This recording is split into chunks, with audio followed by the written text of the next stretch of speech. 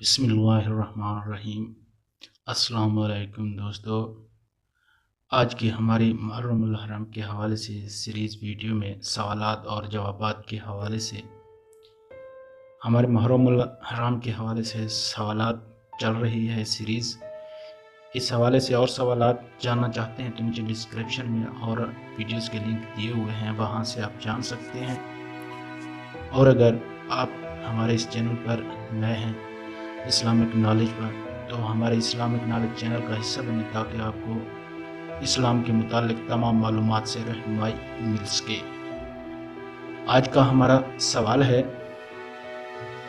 محرم شریف میں 10 روز تک کربلا والوں کی یاد میں سوگوار رہنا، سوگ منانا شرعاً کیسا ہے؟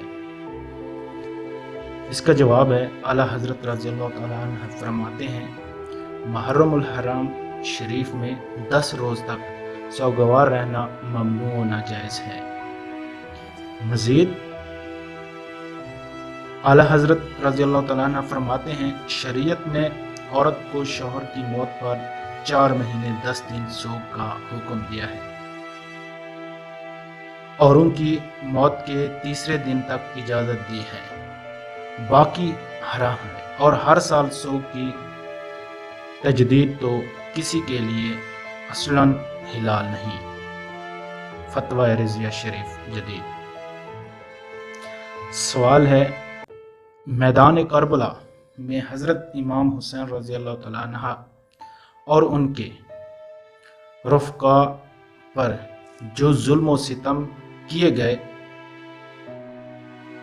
انہیں پڑھ کر یا سن کر دل غمگین ہو جائے، آنکھوں سے آنسو جھلک پڑیں، تو کیا یہ بھی منع ہے؟ اس کا جواب دیا حضرت رضی اللہ تعالیٰ عنہ فرماتے ہیں، جی نہیں، جیسا کہ سرکار دو عالم صلی اللہ علیہ وآلہ وسلم ارشاد فرماتے ہیں، ارے سنتے نہیں ہو بے شک اللہ نہ آنسوں سے رونے پر عذاب کرے نہ دل کے غم پر، اور زبان کی طرف اشارہ کر کے فرمایا، ہاں اس پر عذاب ہے یا رحم فرمائے۔ اس کو بخاری و مسلم نے حضرت عبداللہ بن عمر رضی اللہ تعالیٰ عنہ سے روایت فرمائے۔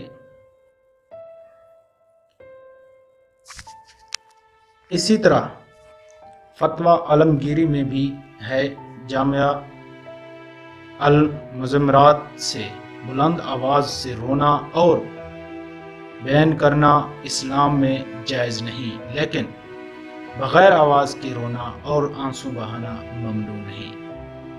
اعلیٰ حضرت امام احمد رضا خان رحمۃ اللہ علیہ فرماتے ہیں، کون سا سنی ہوگا جسے واقعہ کربلا کا غم نہیں، یا اس کی یاد سے دل معزون اور آنکھ پرنم نہیں؟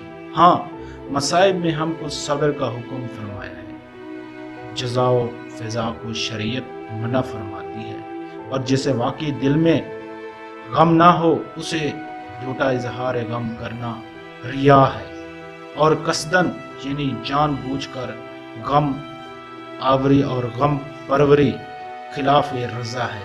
جیسے اس کا غم نہ ہو اسے بے غم نہ رہنا چاہیے، بلکہ اس غم نہ ہونے کا غم چاہے کہ اس کی محبت ناقص ہے، اور جس کی محبت ناقص ہو اس کا ایمان ناقص ہے۔ واللہ تعالی عالم۔ فتویٰ رضیہ شریف جدید۔